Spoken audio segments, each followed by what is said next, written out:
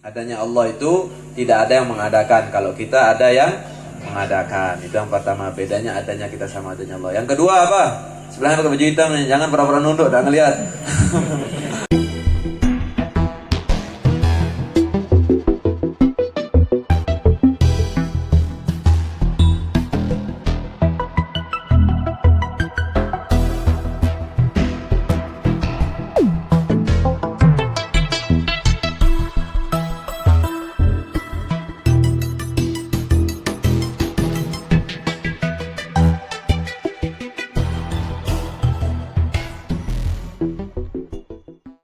Adanya Allah itu tidak ada yang mengadakan. Kalau kita ada yang mengadakan. Itu yang pertama, bedanya adanya kita sama adanya Allah. Yang kedua apa? Sebelahnya pakai baju hitam nih. Jangan pura-pura nunduk dan lihat. Akal ya, tak ditunjuk. Hah? Apa? Lupa. Yang sebelahnya apa? Hah? Kalau ulama-ulama terdahulu itu, mereka itu belajar sebelum hadir pengajian 40 kali sudah dipelajarin di rumahnya. Apa yang akan dibahas itu 40 kali. Ya harus dipelajarin, harus tahu. Gitu baru dia jadi ulama. Ini baru di Besorban, baru diikut ngaji sekali udah nganggap dirinya ustaz katanya. Ya Allah, ya jadi harus belajar seperti itu. Kami di Rubat, kita itu di Rubat Habib Salim di Karim itu, kalau kita belum mengerti apa yang akan dipelajarin, bukan yang sudah dipelajarin. Kalau yang sudah dipelajarin harus sudah dimengerti. Kalau yang akan dipelajarin belum kita ngerti, belum belajar, disuruh keluar, jangan masuk kelas. Jadi begitu dia, harus kita belajar ya. Apa yang kedua bedanya? Ini yang depan nih. Apa bedanya yang kedua?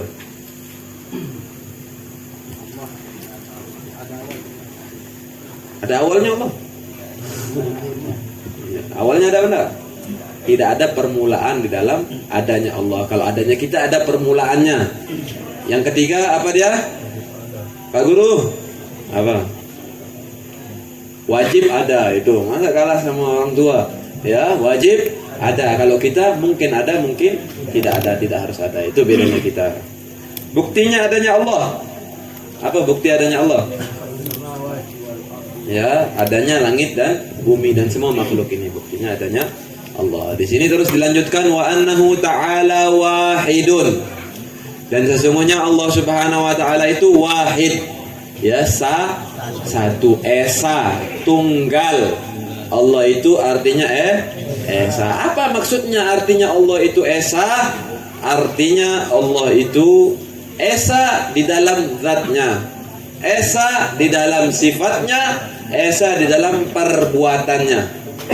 Ya, saya ulangi lagi, esa di dalam zatnya, esa di dalam sifatnya, esa di dalam perbuatannya. Apalah benda? Jelas? Yang pertama esa di dalam apa? Zatnya. Yang kedua esa di dalam sifatnya. Yang ketiga esa di dalam perbuatan. Apa maksudnya zat? Kalau zat berbicara tentang zat Allah, hanya Allah yang mengetahui zatnya. Ya, kalau berbicara tentang zat Allah, hanya Allah yang mengetahui zatnya. Tidak boleh kita membicarakan zatnya Allah. Nah, di sini Allah itu esa di dalam zatnya. Maksudnya apa? Allah itu tidak terdiri dari beberapa hal. Ya, tidak terdiri dari beberapa hal. Jadi manusia itu terdiri dari kepala, terdiri dari badan, terdiri dari kaki. Jadi itu dia namanya manusia. Ya, harus ada matanya, harus ada ini. Kalau Allah tidak membutuhkan itu semua. Allah tidak terdiri dari apapun. Allah esa di dalam zatnya. Ya, beda sama kita. Kita itu kalau tidak ada kepala, manusia apa enggak? Jim ini, ya, bukan manusia namanya. Ya, jadi itu harus ada kepala, harus ada ruh, baru namanya manusia. Ya, tapi Allah tidak seperti itu. Bagaimana lalu Allah? Hanya Allah yang mengetahuinya. Bagaimana lalu Allah? Hanya Allah yang mengetahuinya. Jadi seperti itu. Allah itu esa, tidak terdiri dari apapun.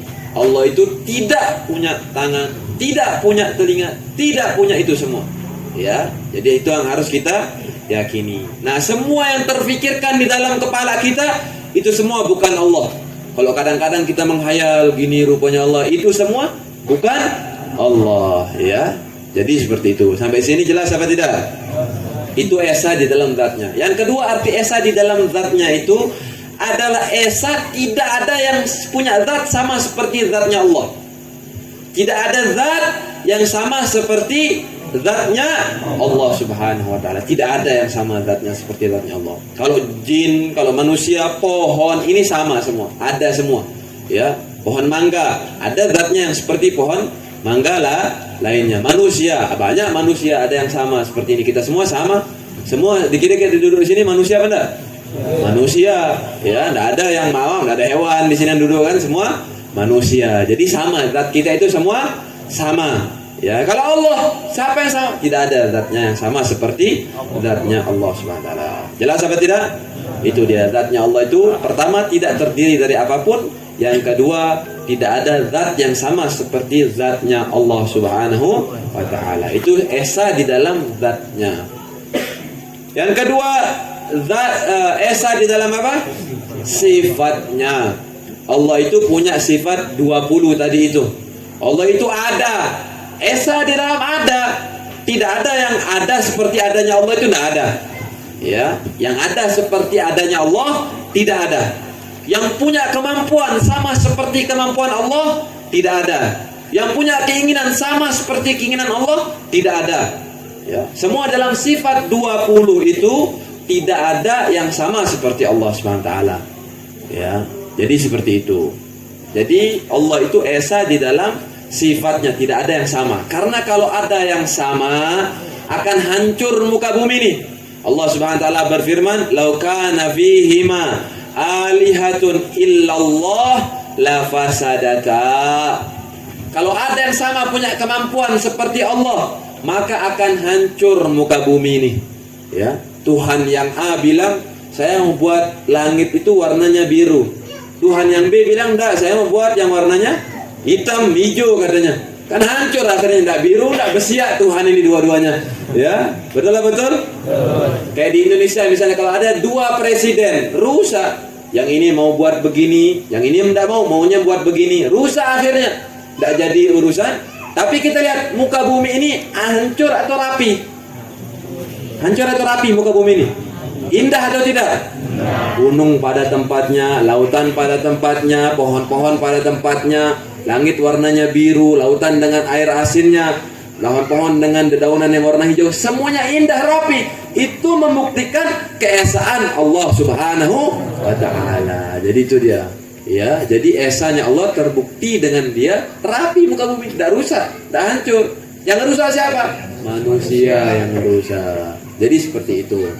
Ya, esa di dalam sifatnya, tidak ada yang sama seperti Allah Subhanahu wa taala. Nah, itulah dia. Makanya orang kalau meyakini benda atau meyakini sebuah makhluk yang punya kemampuan sama seperti Allah, baru itu namanya syirik.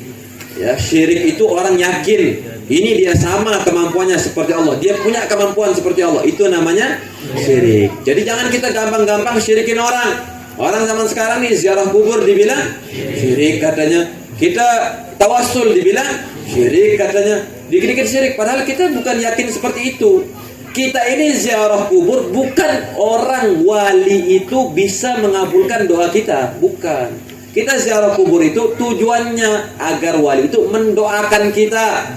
Ya, wali itu mendoakan kita. Wali itu kalau doa cepat dikabulin. Kalau kita ini banyak dosa, susah dikabulin sama Allah, maka kita tawassul lewat kubur ini. Wahai sebuah kubur, bantu hajat-hajat saya, minta kepada Allah. Gitu dia. Jadi seperti sampai sini jelas atau tidak? Ya, tidak ada dari kita. Ada tidak kira-kira yang yakin di sini wali itu punya kemampuan sama seperti Allah? Tidak ada di sini dari kita itu. Ya, itu semua fitnah, ya. Itu semua fitnah yang mengatakan kita itu seperti itu. Jadi itu dia. Esa di dalam sifatnya Allah Subhanahu wa taala. Yang ketiga, esa di dalam kemampuan Allah Subhanahu wa taala atau perbuatan Allah Subhanahu wa taala. Artinya tidak ada campur tangan makhluk manapun di dalam perbuatan Allah Subhanahu wa taala. Jadi langit warnanya biru, ya. Matahari timbul, itu semua adalah perbuatan Allah Subhanahu wa ta'ala. Perbuatan Allah ini tidak ada campur tangan manapun. Memang murni itu semua daripada keinginan, kemampuan, dan pengetahuan Allah Subhanahu wa ta'ala. Itu semua dia seperti itu. Hanya saja kita disuruh ikhtiar. Nanti dia ada bab ikhtiar itu. Ya, kalau begitu kita ini tidak harus kerja dong. Siapa yang kasih kita rezeki? Allah yang kasih kita rezeki. Lalu berarti saya tidak harus kerja. Karena untuk apa kerja? Berarti ada ikut campur tangannya Allah. Dia bilang orang ini misalnya, bukan begitu. Kita ini disuruh rezeki, tapi hasilnya tetap Allah yang menentukan. Gitu dia ya. Jadi hasilnya adalah Allah yang tidak bisa campur tangan kita pun. Kadang-kadang kita sudah berusaha. Misalnya petani sudah berusaha, taruh tanamannya, taruh vaksinnya, taruh obatnya, taruh ini semua. Dia udah usaha, kadang-kadang hasilnya tidak menentukan. Betul? Ya, kadang-kadang dia gagal. Kadang-kadang dia berhasil. Hasilnya adalah tangan Allah SWT, kemampuan Allah Subhanahu wa ta'ala. Tidak ada dalam diri kita. Kita disuruh usaha, tapi hasilnya Allah yang menentukan. Tidak ada campur tangan usaha. Ada kadang-kadang orang yang di rumah toh, tidak kerja, diam di rumah, tiba-tiba rezeki yang datangin dia, orang jonjok dia, orang cari rezeki dari dia dan seterusnya. Ya, ada seperti itu. Ya, jadi hasil itu Allah yang menentukan, bukan toko kita, bukan bos kita, bukan dagangan kita, bukan sawah kita. Itu semua adalah bentuk kita ikhtiar cari rezeki, tapi yang menentukan rezeki adalah Allah Subhanahu wa taala. Itu dia artinya esa di dalam perbuatan Allah. Tidak ada yang mampu mengintervensi, tidak ada yang mampu mengatur Allah Subhanahu wa taala. Ya, satu pun daripada makhluk tidak bisa ngatur Allah. Terserah Allah mau bagaimanapun juga. Hak Allah mau bagaimanapun juga. Tapi alhamdulillah kita punya Tuhan ini, Allah ini Maha Rahmat. Ya, Maha Rahmat. Ya, seandainya orang yang taat bagaimanapun juga taatnya, dia dimasukkan neraka oleh Allah, Allah itu tidak zalim. Ya, Allah itu tidak zalim. Begitu juga misalnya ada orang ahli maksiat dimasukkan surga oleh Allah, Allah tidak zalim. Tapi alhamdulillah kita ini beramal untuk Allah, kerja untuk Allah, Allah balas dengan keistimewaannya, kerahmatannya, bukan kewajibannya. Tidak wajib Allah itu masukkan kita surga. Ya, Allah itu tidak wajib masukkan kita surga. Tapi dengan kasih sayang Allah, Allah masukkan kita ke dalam surga. Ya, bagaimana? Bayangkan kalau Allah itu Tuhan kita ini Tuhan pelit. Ya, bayangkan kita itu susah makan pastinya. Seandainya Allah mau hitung-hitungan sama kita. Kamu sholat, baru kamu dapat rezeki. Kamu ibadah, baru kamu dapat rezeki. Ini kan akan susah akhirnya kita. Ya, akan susah. Kita ini lebih banyak maksiatnya atau taatnya? Lebih banyak maksiatnya, banyak dosanya kita ini. Akhirnya kita tidak dapat rezeki. Tapi walaupun kita maksiat, Allah masih memberikan kita nikmat. Ya, masih kita dikasih rumah, masih kita dikasih kendaraan, karena kita punya Tuhan ini sebaik-baiknya Tuhan. Ni'ma Rabbu Rabbi, sebaik-baiknya Tuhan adalah Tuhan kita, yaitu Allah Subhanahu wa ta'ala. Jadi seperti itu esanya Allah Subhanahu wa ta'ala. Jadi perlu kita yakinkan bahwa Allah itu esa di dalam zat, esa di dalam sifat, dan esa di dalam perbuatannya. Sampai sini jelas atau tidak? Ya. Apa buktinya? Buktinya yang pertama, kalau secara Al-Quran banyak di Al-Quran itu wa ilahukum ilahun wahid. Itu mungkin insyaallah di surat Al-Ikhlas, qul huwallahu ahad. Ya, ahad itu artinya esa, satu, tunggal. Kalau orang bilang wahid, masih mungkin wahid, itsnain, tsalatsa. Ya, 1, 2, 3. Kalau dibilang wahid. Tapi kalau ahad, tidak ada duanya, tidak ada tiganya, tidak ada empatnya. Ya, wahidun, esa Allah itu. Itu bukti daripada esanya Allah SWT di dalam Al-Quran. Adapun bukti esanya Allah di dalam akal, sebagaimana tadi. Kalau ada dua Tuhan di muka bumi ini, akan hancur muka bumi ini, tidak rapi. Ya, akan tidak rapi, tidak akan indah. Ya, tapi buktinya bumi ini indah atau tidak? Rapi atau tidak? Itu membuktikan esanya Allah Subhanahu wa ta'ala. Itu secara akalnya. Ya, jadi tidak mungkin, ya, tidak mungkin Allah itu punya Tuhan sekutu, tidak ada. Makanya dibilang terus dilanjutkan la syarikalah. Ya, Allah itu tidak punya sekutu. Artinya punya sekutu itu yang sama kemampuannya, sama zatnya, sama perbuatannya seperti Allah Subhanahu wa ta'ala. Itu artinya syarik, sekutu. Ya, jadi itu dia, Allah tidak punya sekutu, tidak ada yang sama zatnya, tidak ada yang sama sifatnya, tidak ada yang sama kemampuannya, perbuatannya seperti Allah Subhanahu wa ta'ala. Jadi sampai situ dia. Wala mithla dan tidak ada yang mirip. Ya, mirip ini artinya ada syabih, ada mithil di dalam bahasa Arab itu. Ya, jadi mithil itu artinya misalnya begini. Ya, orang itu misalnya Ustaz Subki sama Ustaz Syadili ya namanya ya, saudara. Sering jarang hadir, selalu lupa nama. Dan rumah ini Masya Allah. Ya, Ustaz Syadali. Ya, dibilang misalnya Ustaz Subki itu mirip dengan Ustaz Syadali. Ya, Ustaz Subki itu mirip dengan Ustaz Syadali. Artinya dia sama-sama manusia, mukanya hampir sama lah, kupingnya hampir sama, hidungnya hampir sama. Itu namanya apa? Mithil. Itu namanya mithil. Ya. Tapi kalau dia punya kemampuan sama, punya kekuatan sama, ya, itu namanya syarik, lebih atas lagi. Oh, kepintarannya sama, kecerdasannya sama, usahanya sama. Itu namanya syarik, dia hampir sama. Tapi kalau 70-80% miripnya, 20% kurang mirip. Misalnya Ustaz begini gagah, Ustaz jadi kurang gagah, enggak dijelek. Ya, begitu misalnya ya. Misal aja ini, ya, jadi seperti itu. Ya, itu dia berarti dia itu namanya mithil. Tapi kalau dia syibih, ini lebih rendah lagi. Misalnya orang mencontohkan, kamu itu mirip seperti singa.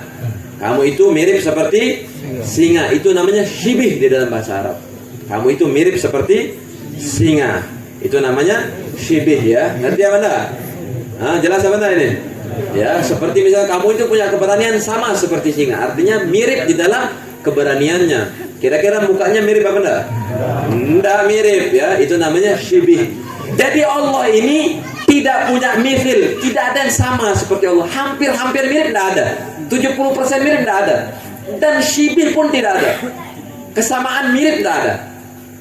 Ya, hampir mirip pun syibih itu sebagaimana manusia ada kemiripan dengan singa di dalam keberaniannya. Tidak ada yang seperti itu sama Allah SWT. Beda sama orang-orang kafir. Sebagian orang kafir ini meyakini misalnya berhala. Memang dia yakin itu bukan Tuhan utamanya, dia bilang. Ya, orang-orang kafir itu bukan Tuhan utamanya itu, tapi dia punya mirip kemampuan. Allah kasih dia kemampuan yang sama seperti kemampuannya Tuhannya dia bilang gitu. Ini perwakilan Tuhan, dia bilang. Ya, jadi Allah itu tidak punya seperti itu. Ya, Allah tidak punya perwakilan yang sama kemampuannya seperti Allah SWT. Adapun para malaikat, ya, para malaikat itu bisa nyabut nyawa apa enggak? Bisa nyabut nyawa. Allah bisa nyabut nyawa apa enggak? Berarti sama kemampuannya? Bukan itu artinya. Dia dikasih izin, bukan dikasih kemampuan. Kemampuannya beda sama kemampuan Allah. Dia dikasih izin. Karena mereka itu semua adalah pesuruh Allah. Mereka semua ini adalah makhluk yang diberikan izin, disuruh oleh Allah SWT. Jadi seperti itu. Jelas apa enggak? Ya, bukan bisanya itu yang artinya bisa seperti Allah Subhanahu wa taala. Sama seperti kita. Kira-kira kita bisa angkat ini apa enggak? Bisa, ya. Berarti sama saya punya kemampuan seperti kemampuan Allah katanya. Enggak, karena dikasih izin. Kadang-kadang kita mau ngangkat, enggak dikasih kita izin sama Allah, enggak bisa kita ngangkat. Ya, begitu juga. Allah, begitulah artinya daripada kemampuan ini. Jadi sampai sini jelas apa tidak? Ya. Jadi kalau mampu, dibilang mampu, artinya tidak mampu seperti kemampuan Allah Subhanahu wa ta'ala. Kalau kemampuan kita itu makhluk, kemampuan kita itu adalah makhluk, karena Allah yang ciptakan. Kalau kemampuan Allah, tidak ada yang menciptakannya. Memang daripada kudrah iradah dan pembahasan seterusnya yang akan kita bahas. Sampai sini jelas atau tidak? Ya, jadi seperti itu ya. Jadi hendaklah kita yakin Allah ini Esa. Jadi kalau tanya sama orang, Esanya Allah itu artinya apa? Kok iseke wah? Haram. Ya, jangan begitu caranya. Ya, jelasin. Ya, jelasin seperti tadi itu. Harus dipahamin. Ya, harus dipahamin sebagaimana tadi. Ya, mungkin ini saja dari saya. Ya, sampai sini cukup apa enggak? Ya, kita minta nasihat sedikit daripada Ustadz Hulaimi. Jadi Ustadz Hulaimi adalah alumni Islahuddin yang sekarang membina pondok di Gelangsar Darul Islah. Fa'alihi falyatafaddal mashkura. صلى على النبي محمد.